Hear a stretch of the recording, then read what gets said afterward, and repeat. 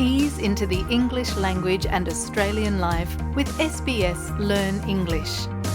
Hi, you are listening to the SBS Learn English podcast, where we help Australians to speak, understand and connect. My name is Kevin. My name is Josipa. I'm a proud Ngarrindjeri man from Ngarrindjeri country in South Australia. And I'm a proud Croatian migrant who is still learning the English language.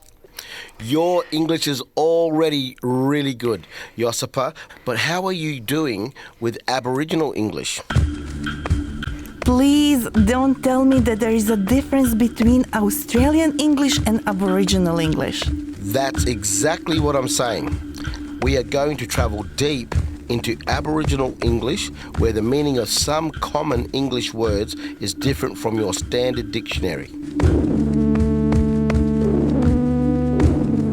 Kabanya May 27 nga anang tuta banya Australia darungulu ngaya bijala wangkengi chunguringolo banya wangkengi nyanga palom banya nang winkiko kajana chunguringolo banya edinka.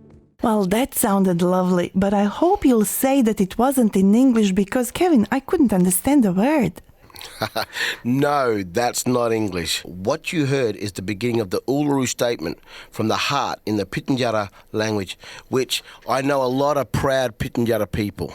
Well, it was beautiful, Kevin. And how many Aboriginal languages are out there? Altogether, there are approximately 250 Aboriginal languages, and if you want to hear some of them, you can search the SBS website, just type Uluru Statement from the Heart, and you'll be able to hear 20 different languages. I'll definitely have a listen. So, where do we start with learning Aboriginal English? Let's start with Welcome to Country. Where else? Because this is Aboriginal land. And it always was, and it always will be Aboriginal land. I've heard of a welcome to country, but sometimes at the beginning of events and meetings, there is a ceremony called Acknowledgement of country. Is that the same thing, and why do we have welcome to country in the first place? Good question.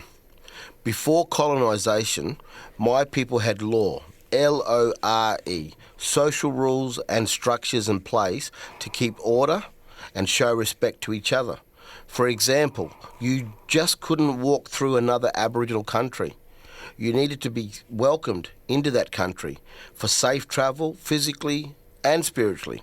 That's why we do ceremony. It is a sign of respect, and the difference between the two is that the acknowledgement of country is done when there is no traditional owner present to do the ceremony. Welcome to country is always performed by one of the mob that belongs to that country. I see. That's very clear now, thank you. So, what's the first word you are teaching us today?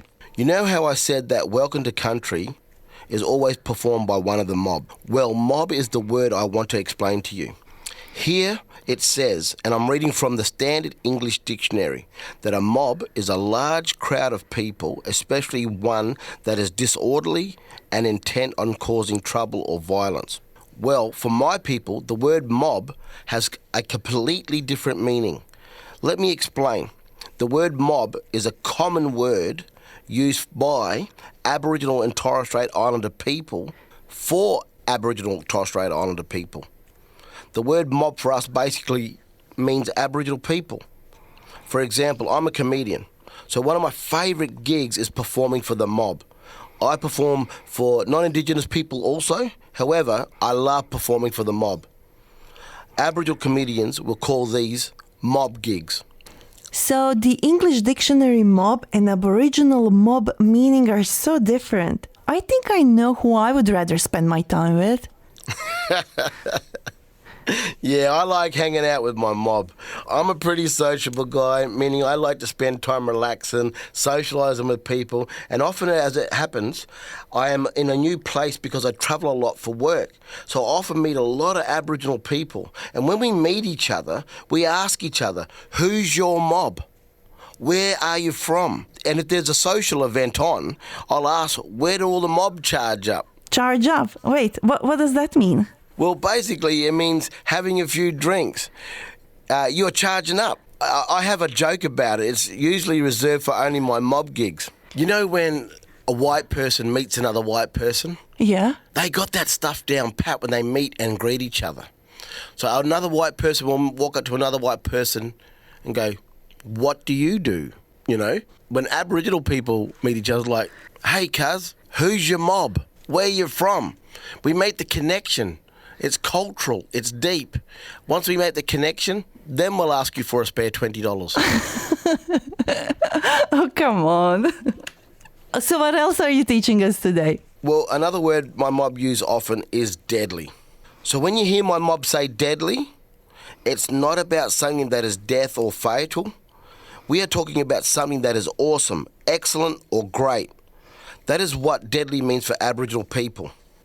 I actually have a funny, true story. I won't mention this local government council, but I will say it was in the state of Victoria. Okay. Right?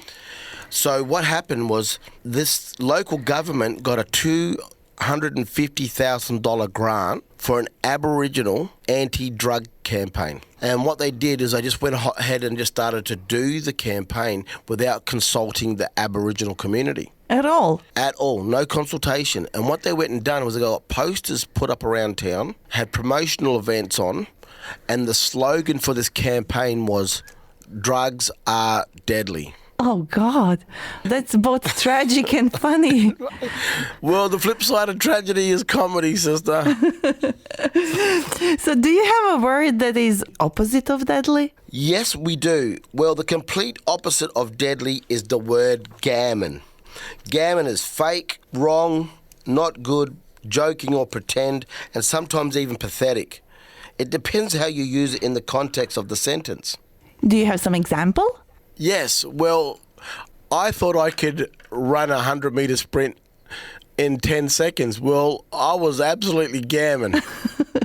Well, Kevin, your teaching lessons are awesome, so deadly. And we've learned the Aboriginal English meaning for the words Mob, charged up, deadly, and gammon. And we are not done. Want to hear something deadly? Absolutely. When you see us on the street, you don't really want to speak to us. You don't know we're black and deadly. When you see us at a show, oh, now you want to know us, cause you know we're black and deadly. When you see us in the car, you don't know who we are. It don't matter cause we're black and deadly. When you hear us on the radio, now you really want to know us, cause we're black and deadly. That was the awesome duo of brother and sister, Last Connection, Black and Deadly. Why did you choose this song? There's a lot of negative stereotypes placed on Aboriginal people. So we like to counteract that with a lot of positive talk about being proud of our blackness, and we are deadly. Thank you for listening. Oh,